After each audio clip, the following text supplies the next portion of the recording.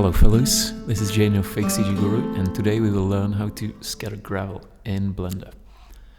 To scatter gravel, which very often can be millions of instances, you need a robust scattering system. I use TreaplBox, and as you see in here, it handled it pretty well. It only used 8 GB of RAM, and other scattering system actually crashed doing the same task, so I highly recommend TreaplBox. So let's get into it now.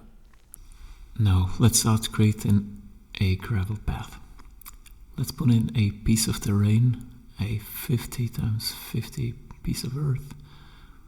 Okay, let's draw the curve. Shift A, curve, base A, that's gonna be the path. Let's go to edit mode, delete on the keyboard vertices. Now let's start drawing with this pencil. That's gonna be the gravel path. Now a couple nasty points, we gotta delete them in the... Let's go back to the edit mode on the left. Okay, let's select, delete on the keyboard. And now let's give this path some width. Geometry 2.5 meters. And now let's delete this one and let's select all the points. A on the keyboard. And now Control T, 90, press 90 on the numpad and enter. That's gonna rotate the profile. Oh, that's cool. That's the proper gravel path.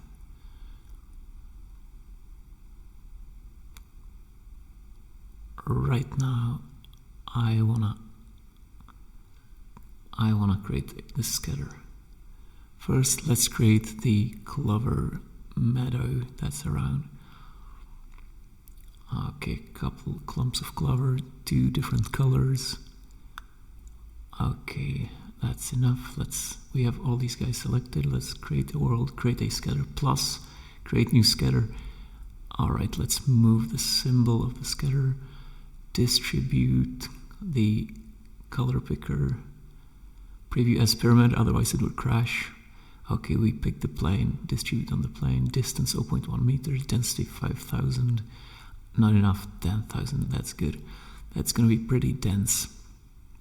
I do the clover meadow here because it's faster than the grass, because we have very big clumps there. So it's easier to demonstrate. You can do grass if you want. There's lots of kinds of grass in TreaplBox. Alright, now Shift A, base A, edit mode, and let's draw the area, the base A area that we are going to use to distribute the clovers. It's good to do a sufficient number of areas that you want to use so that there's a lot of detail in your work. Don't be lazy and create a sufficient number of areas to scatter all the kinds of grass and plants and rocks and gravel. Don't just do 2, 3, do 10 or even 15 or 20, 30. Okay, now let's create let's select the limitation. You see, we use the color picker to select this spline, and that's where the clover is. Okay, let's give it a name, gravel path, and this is the scattering clover. Alright, now we know where we are and what we're doing. Now let's put in a camera, a 24, 28, 28 is better. A 28 is a typical lens in architecture, a 28, 35. Sometimes you use a 24, even 18. But 28, 35 are the most common ones.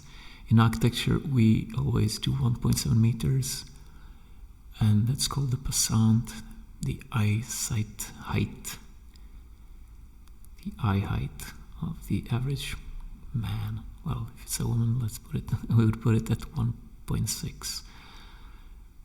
All right, I'll save it.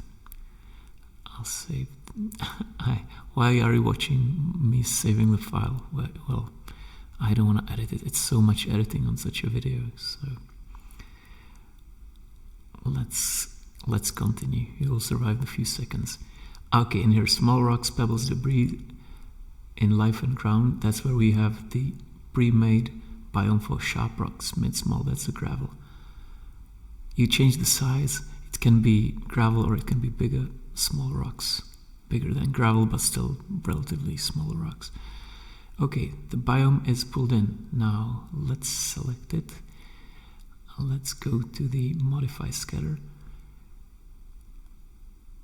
All right. So now distribute it on the gravel path. You see here, we're just displaying in show in viewport just 1%. You see, otherwise it would crash our machine. So you cannot preview with the video card, with the graphics card. It's impossible to preview hundreds of thousands or millions of instances. So you have to be smart enough. So now let's put in the sky. What we need to do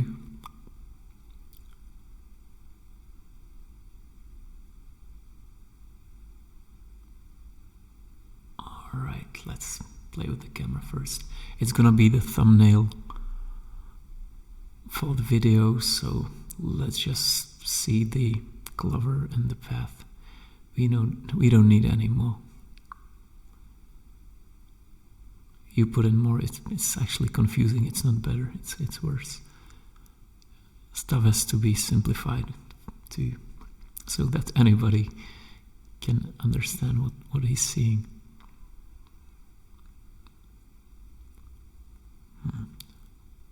All right.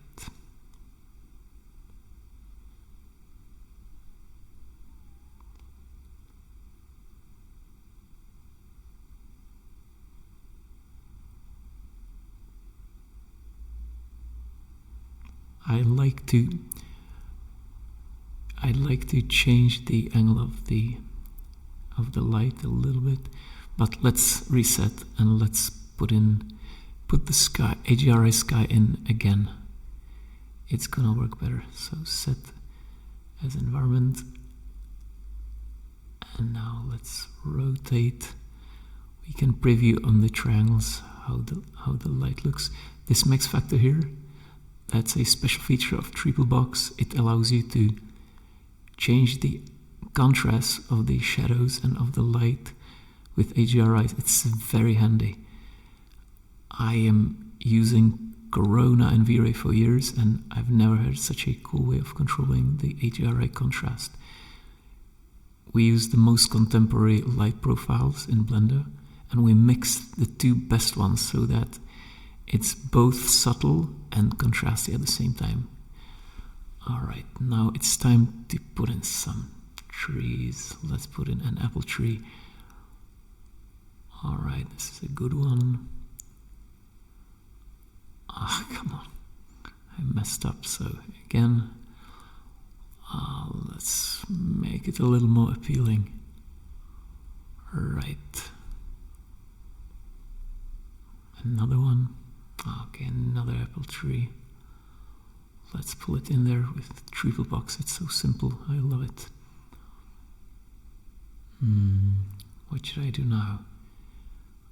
Okay, a big oak. We need to give it some presence. Let's put it to the foreground. The oaks in TreaplBox are pretty cool.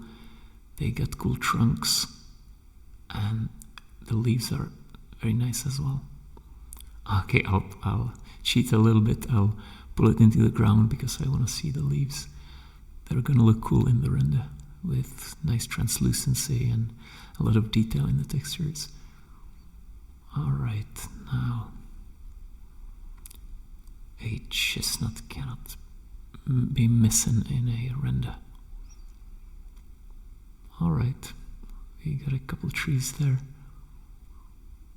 Looking alright. That's not all. I am an architectural visualizer, so I need feathered reed grass. Every architectural visualization needs feathered reed grass. There's no other way.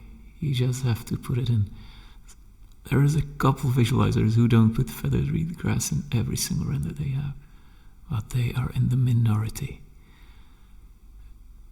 Visualizers and tall grass in the foreground. It's a staple. It's an industry standard. Right. I will render now, but you don't need to see that. I'll edit this part here. Alright, I didn't like the density of the clover, so let's change it to 20,000. Okay. Now the gravel. The density we have to change a lot. I'm sure we will end up with millions of little gravel rocks in the end, I'm pretty sure. So let's change the density max.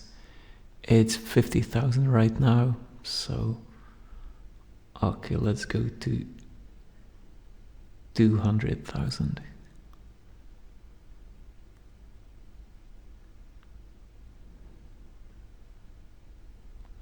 I'll render again. Alright, I ain't editing now. I'll see it takes a few seconds, so alright. It took a while to initialize, but it's not too bad. Alright, it's still too sparse. And the rocks are too big as well. So we will need to change the size here. Alright, so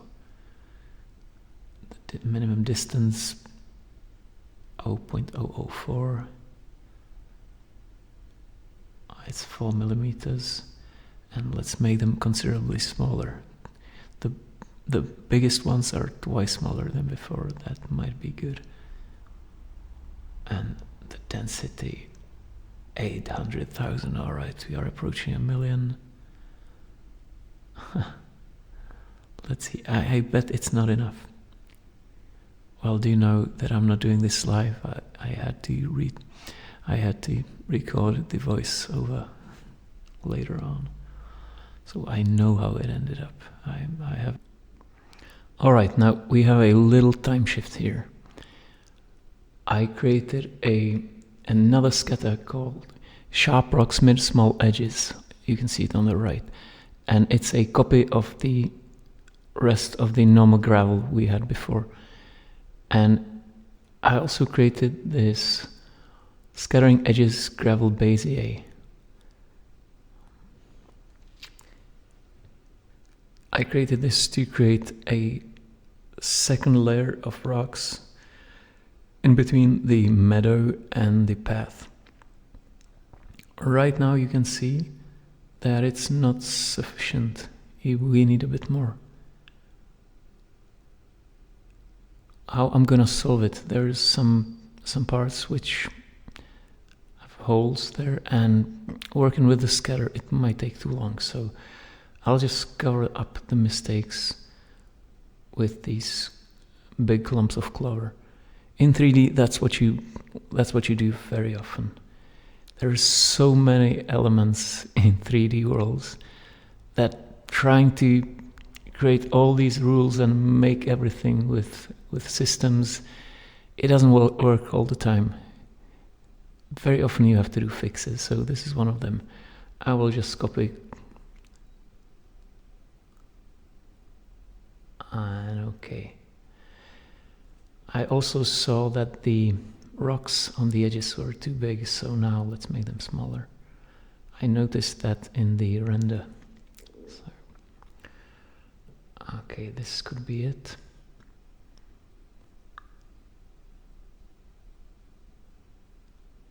And what I don't like on the left in the render, the trees, they look kind of isolated, so I'll put another apple tree in there. You got a nice selection in TreaplBox, so there's usually a lot of variation in there. Okay, do you know this trick? in Blender, if you zoom out, the pivot is still visible and some of the objects are still visible on the sides. That's actually very neat. I didn't know that in the traditional 3D software like 3D Studio Max. This is a nice addition in Blender. It's more flexible, it's good. It's a good thing. Alright, let's switch the oak on. Now this is how it looks now. We need much more to fix these issues in the overlap of the path and the meadow ain't great. So we will work a bit more there.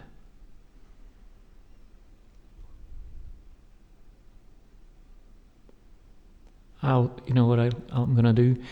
I will create another Bezier just for the areas I don't like, and do another layer. As I told you before, doing a sufficient number of scatters is always good. So let's give it some sort of a naming system. So it's scattering gravel extra close up. Okay. That should fix it. And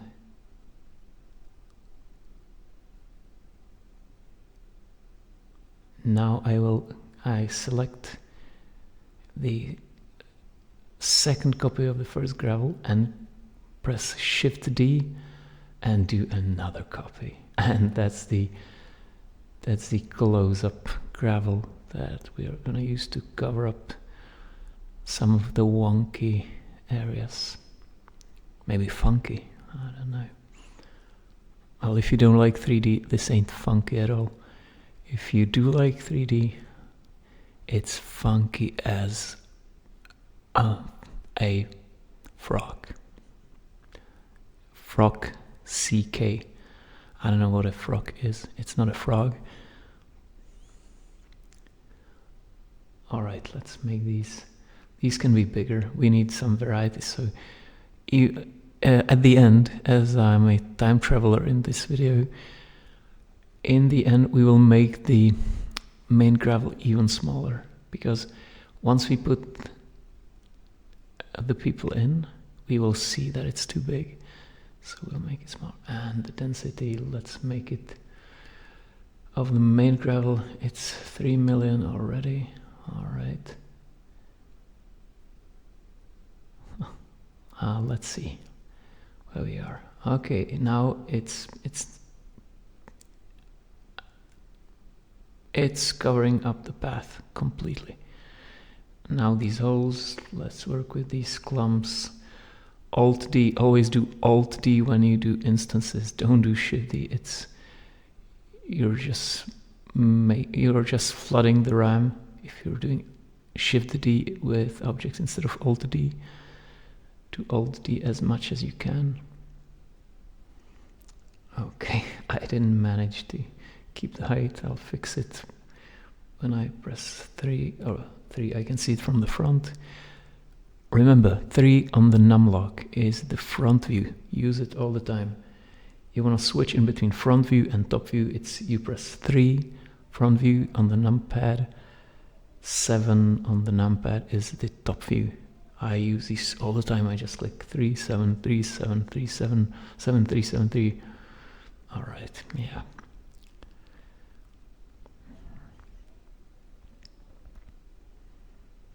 People tell me I talk too much, so, or I don't talk at all. You know, it's this kind of diagnosis.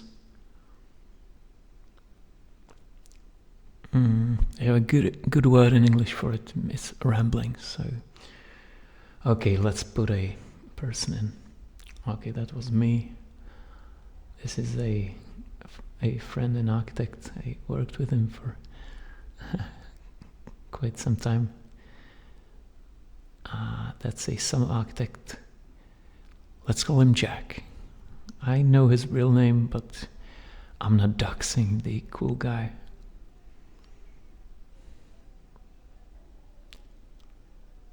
I must call Jack that he's in a tutorial. Okay, so I will put this lady in here. She's got a camera that always looks good in Aquis. Okay, I'll put them a little higher because they're on 0, but the gravel is a few centimeters. An important tip for if you want to do professional work, you need to display scatters as pyramids, full stop. Then you can preview them in cycles. Alright, I will play the clip for you once again, and I can tell you, you can absolutely use Blender for professional archivists. 3D is a game. This was Jane, your fake CG guru. See you in my new videos. Bye bye.